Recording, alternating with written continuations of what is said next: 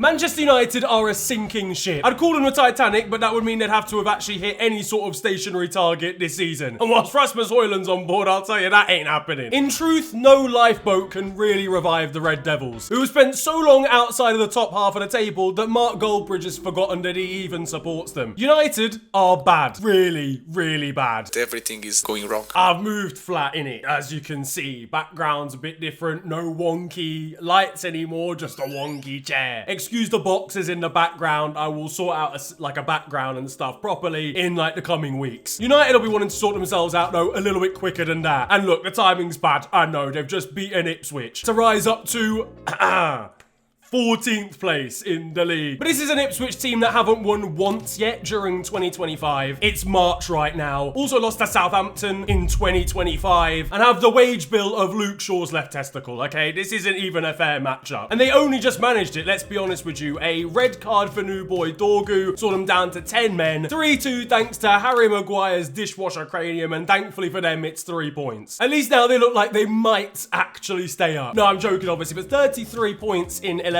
games is pretty shocking, to be honest. Just 1 point above an Everton side that are quite simply Everton. Level on points, I believe, with a West Ham team that only turned up in like late December. And league form that has them coming off the back of a 2-2 draw with Everton. They were 2-0 down. A 1-0 defeat to an A&E department in the form of Tottenham. A 2-0 loss to Palace, then a win versus Fulham, draw versus Liverpool, then losses to Newcastle, Wolves and Bournemouth. They only just crossed into the next round of the FA Cup thanks to an offside goal from Harry Maguire versus Leicester. A Leicester team who have lost 9 or I think 10 now of their last 11 games. And an offside header, as I said, that would have been spotted if the referee had remembered to bring the VAR screen in the back of his boot, or if the linesman hadn't smoked a spliff before kickoff. But it's not just results though, because those results are bad. Let's not get it twisted, but the performances are bad as well. They're uninspiring, calamitous at times in the case of Lenny Yoro and Andre Onana versus Ipswich. They're shocking going forward and generally speaking lacking quite a lot of spirit. The only spirit really they showed was to come back from 2-0 down against Everton and I guess to win with 10 men versus Ipswich. But that spirit being shown against sides that are in the bottom 5 of the league. Watching Højlund, Xerxes and Garnacho, genuinely, it's a sight to behold. These lot have finished on every level. Xerxes is a good baller, he just can't put the ball in the actual back of the net. Garnacho is having a bad season, he's at least got a little bit of promise. And then Rasmus Højlund, he's there, innit? He's on the scene. £70 million for this man is looking more and more fraudulent every single day. I think Højlund's without a goal now in 16 league games. Just play Chido Obi at that point. Play Linda from Accounts, who Sir Jim just sacked the other week. He's wearing 2 sets of Timberlands at the same time. It's a wonder that Ruben Amorim doesn't walk into training and see him and just clamp slide tackle into him himself. You don't have future here. You can never make it. Dorgu's arrived, seen the state of the rest of the side and got himself sent off on purpose. He can't deal with the stress that team brings him, man. He doesn't want to play with these lot. Andre Onana versus Ipswich was an absolute shambles, just when maybe I thought this guy was getting it together this season. And it just gets worse as well when you look at the rest of their fixture list. They've got to play Arsenal, Liverpool and Forest in their next 4 games. The points tally they're getting out of that, not going to be looking too good. Hey, 4-0. Because their front line ain't scoring, genuinely. They've got their centre-backs consistently getting goals when their front line is putting up Zimbabwean second division numbers every week. I'll be forcing Sir Alex to watch as Liverpool hopefully, fingers crossed, lift the title, whilst this old side are fighting to stay at the Coca-Cola divisions. It's crazy because just imagine saying this to someone from the late 90s or the early 2000s, or even the early 2010s as well. I mean, Ryan Giggs was quoted as saying in 2011 that United would never collapse like Liverpool did at the start of that decade. Unfortunately, they would go on to collapse, just like his relationship with his brother, or just like his ability to stay on the right side of the law. So what exactly is actually going wrong at this football club? And get ready, because there's a lot. Ultimately, we've talked about United being bad a lot this season. I've mentioned it a lot in FTW. I made a video more kind of intrinsically linked to INEOS and the ownership and Jim Ratcliffe and what he's done since joining the club, or what he's not done since joining the club. We're obviously not going to go all the way back to the Sir Alex Ferguson, David Moyes era, because there were things that went wrong there. It seems like every single coach that's ever taken charge of United since then has been cursed. They've either just ended their career there, or they've gone on to do actual decent things at other clubs, like David Moyes, for example. But we'll start with the end of Erik ten Hag, because I feel like that was like the absolute real crossover into where we are now, which is this season, really. Don't get it twisted, United have had some bad seasons in, say, the mid-2010s, all right? There's been times where they finished 5th, 6th, 7th. You know, they're fighting in the Europa League instead of being in the Champions League. But even as recently as Erik ten Hag's first season, or Ole Gunnar Solskjaer times, they were playing in the Champions League. So being 15th or 14th as they are right now is completely different territory. And as I mentioned, that really started with the end of Erik ten Hag's tenure, which was a calamity in itself, wasn't it, realistically? They knew they wanted to sack him at the end of last campaign after finishing 8th. INEOS basically announced their intentions to do that, only to then go and try and talk to every single manager under the sun, get rejected by absolutely all of them, undermine Erik ten Hag's leadership and managerial capabilities before an FA Cup final, which he'd then go on to win, forcing their hand to just end up keeping him anyway. Naturally, that would lead to disaster because the players knew that the actual board of directors didn't even want this guy at the club anymore. The season started horribly and he ended up getting sacked just months after being given a new contract, a set of decisions that would set the club back like 15 mil, like giving him the contract cost a lot, then breaking him out of it to sack him again cost United even more money. Like a terrible financial and logical decision from INEOS there. Not only that, but let's be honest, you know, Erik ten Hag's recruitment, or if we're being nice to him, United's recruitment as a whole, like lots of people definitely involved under Erik ten Hag, the recruitment was awful. The man just did not need to bring the entire population of Amsterdam with him. Lisandro Martinez has had spells of looking absolutely class as a centre-back, but injuries and his desire to break everybody's shins have let him down a little bit at times. Anthony, even though he's now, you know, prospering a little bit in La Liga with Real Betis, was absolutely useless for United and will pound for pound probably be the worst transfer of all time in Premier League history. Mason Mount, with the amount of game time he's had, might as well just be a supporter of the club. Tyrell Malacia might genuinely have gone missing, like as a human, at some point during the time there. We've already mentioned Rasmus Højlund being awful for 70 mil. Joshua Zirkzee, that experiment doesn't look like it's going to work, though maybe he needs a bit more time or a positional change. And Casemiro decided to gnaw off his own legs in his mission to become the least mobile defensive midfielder the game's ever seen in his second season at the club. It's not only a poor crop of players, people like Diogo Dalot, Andre Onana and Garnacho aren't up to scratch, and I'm not saying they're all Erik ten Hag recruits, they're obviously not, it's only Onana that is. But not only are these players actually not that good, even though a lot of money's been spent on them and their wages are very high, they then formationally did absolutely not play into the hands of the next manager, being Ruben Amorim. Now, not a bad appointment in terms of who he is and his standing in the game. He's done a great job at Sporting. Looks like a tactically strong manager. He's got like a good ethos about him and like this aura around him where he's not afraid to talk his mind and he seems like he's good as a motivator. But just structurally speaking and formationally, the set of players that they now had after the spell of Erik ten Hag, like not a single player matched the profile that Ruben Amorim needed. Not only, of course, formation-wise, did they just about have 3 decent centre-backs to run 5 at the back, they had no wing-backs really that could do the job whatsoever, and an abundance of forwards that had to be shoehorned into a system of which none of them really suited at all. So now you've just wasted the season. You spent loads of money on sacking ten Hag super early and then bringing Amorim in even earlier, but you've got a set of players that absolutely do not work for what your new manager has, no matter how promising as a boss he could well be. Only Ahmad really looks like he's actually thrived under Amorim at all. Ugarte's been pretty decent as well, but in true United fashion this season, Amad Diallo then immediately got injured for the whole campaign. Next up, the stadium. The stadium's in tatters, lads. It's actually crazy. I joke about it in FTW very frequently, but there is quite literally a mouse infestation and the roof is falling apart. In comparison to other stadiums in the UK or in Europe, or just even just literally in England in terms of the Premier League top 6, it doesn't get anywhere near. You know, I know Anfield is like,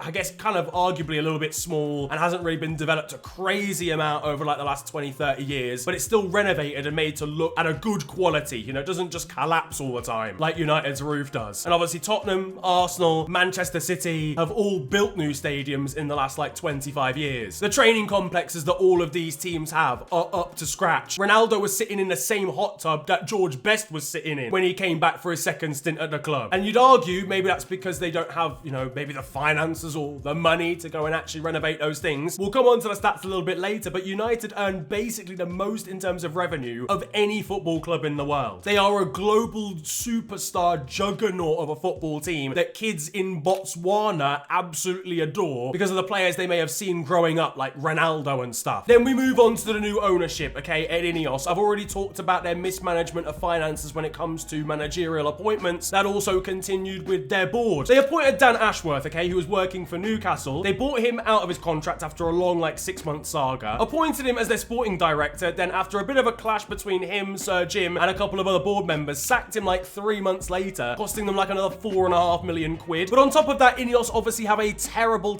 record of taking on sports teams. Football especially, I mean, they ground a cycling team into the dirt, but have done absolutely nothing cohesive with OGC Nice in Ligue 1 in terms of actually competing with other French giants. I mean, they're never going to get anywhere near PSG, but they don't even compete with the likes of Marseille, Lyon, Lille, or anybody like that, and constantly have their fans protesting over the management and the ownership of the team. And a side in Switzerland called Lausanne, they promised would take them to the summit of Swiss football before getting them relegated about 3 times in the last 7 years. They have a horrible track record. Jim Ratcliffe is not a good owner of a football club, and that has been proven through 3 teams already so far. And even in his other business ventures, yes, he's an extremely rich man. Yes, he was knighted for accumulating a ridiculous amount of money, but he wasn't knighted for doing anything at all to help workers' conditions, and it definitely wasn't for paying his taxes, given he lives abroad and basically steals a living from the entirety of the UK. I can't explain to you enough yet, this guy's actually a wassy. And of course, in relation to Jim Ratcliffe, you know, in terms of recent history, there's really only been one angle that's been hitting the news as far as Manchester United concerned, and it's their cutbacks. It's in terms of jobs, it's in terms of actual working conditions, it's in terms of bonuses, and it always strikes the working class workers at the club that make the heartbeat of Manchester United. It's not the playing staff. He's not cutting down wages of the actual first team whatsoever. He's still got players that don't even play earning about 300k a week. No, it's the people that work in the club shop. It's the people that work in the canteens. It's the people that have been the lifeblood of Manchester United for decades now, all of which who are being made redundant for pretty minimal gains in comparison to what you'd get if you just deleted Tyrell Malacia from the first team. He decided that Linda from accounts from earlier on is the reason that they're actually 14th in the league. Or Esteban the janitor. It was especially Esteban's fault. Now, the amount of redundancies that have been made over the last 2 years is crazy. I think it works out to being almost a third of his overall workforce. And that leads to savings or cuts in terms of the amount that they're spending to about like 25 million. Okay, now bear in mind, like I said earlier on, there's no team in world football that earns more in terms of revenue from different sources than Manchester United Football Club. They don't need to skimp around making people that earn maybe 50k a year redundant over someone that makes 350k a week. Now remember that figure, 20 to 25 million pounds they've saved, yeah?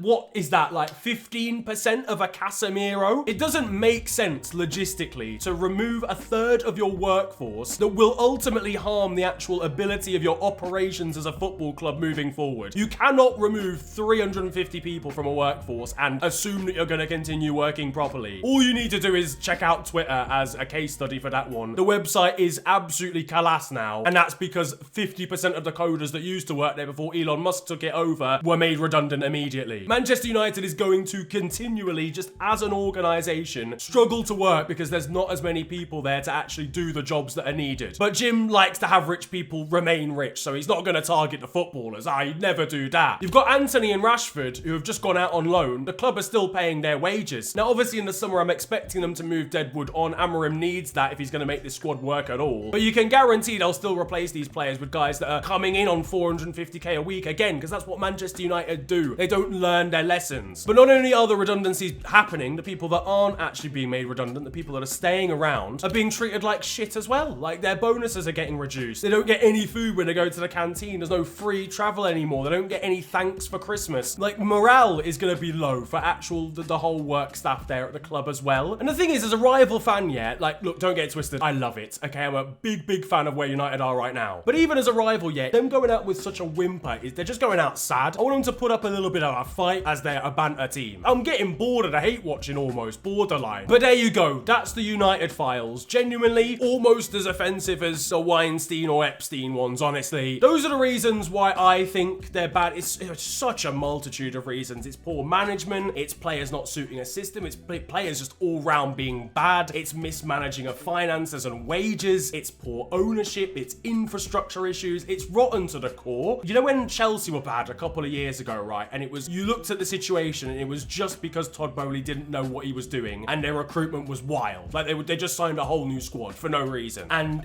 obviously the squad didn't gel. They had a manager that was kind of in over his head, but like it was like a very logical situation. They just had to get in maybe a new manager and then just let the players gel. And eventually that did happen. They then went wild in the transfer window again, which was so stupid. Anyone could kind of work out. It was going to work eventually, right? right? Manchester United right now, I don't think it's going to work eventually. So much stuff needs to change fundamentally at that football club, or they just need to get lucky. They need to hope that Ruben Amorim is a god amongst men. Either way though, what do you think? Because I want to know what Manchester United fans think about their season. So obviously it's a disaster, but I want to know where you guys go from here. What are you happy with between now and the end of the season, and what are you aiming for next campaign? If you have enjoyed this video though, feel free to slap a like on it, subscribe if you're new to the channel. You can also follow me on social media. It is at @officialfng on Twitter and on Insta and on TikTok. It's been a pleasure ranting at you guys today. Have a wonderful day. Enjoy yourselves, and goodbye.